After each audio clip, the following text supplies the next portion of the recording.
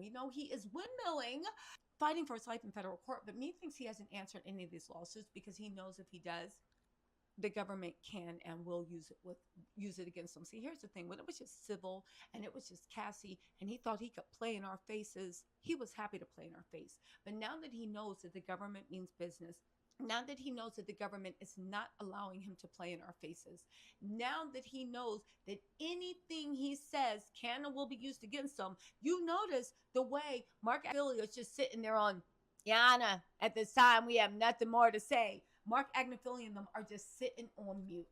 You guys, listen. This is an absolutely unmitigated mess. TMZ is reporting that she says she was underage when the alleged assault occurred. Let me just say this too, right? During the 2000s to 2000, actually in America, I would say during 1997 to 2008, it was acceptable for people that were celebrities to have a young thing around.